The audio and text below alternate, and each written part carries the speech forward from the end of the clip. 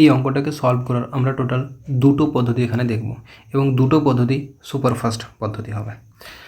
First আমরা কি করব, যেটা আমরা ট্রি মেথডের সাহায্যে সলভ করি চক্রবৃদ্ধি সুদে, সেটার ফরম্যাটটা কি হয়, এখানে পি থাকে, এখান থেকে কিছু একটা আমরা ইন্টারেস্ট পাই, সেম ইন্টারেস্ট আমরা দ্বিতীয় বছরেও পাই, আবার এখান থেকে কিছু একটা ইন্টারেস্ট আমরা এখানে এসে পাই।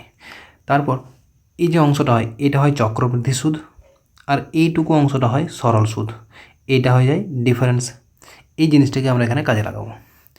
তাহলে এখানে যেটা আছে যে 2 বছরের সরল সুদ 500 টাকা, তার মানে কি এখানে 250 টাকা আছে আর এখানে 250 টাকা আছে, আর সুদের হার দিয়েছে 10%।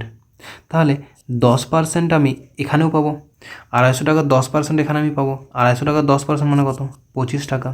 তাহলে আমার যে চক্রবৃদ্ধি সুদ হবে সেই চক্রবৃদ্ধি সুদটা কত হবে, সরল সুদের থেকে 25 টাকা বেশি, সরল সুদ 500 টাকা, তাহলে চক্রবৃদ্ধি সুদ কত হবে, অপশান ডি 525।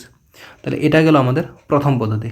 সেকেন্ড মেথডে আমরা কি করব, 10% হারে 2 বছরের সরল সুদ কত পার্সেন্ট হয়, 10% প্লাস 10% 20%।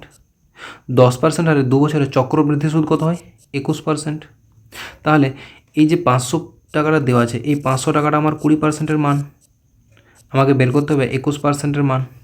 এখানে যদি কাটাকাটি করে নিই, একটা পার্সেন্টের সাথে পার্সেন্ট, 0 সাথে 0, 2 25-এ 50, 25-এর সাথে যখন 21 গুণ করবো তখন ইউনিট ডিজিট তো অবশ্যই 5 আসবে, যেটা আমার অপশান ডিতে আছে।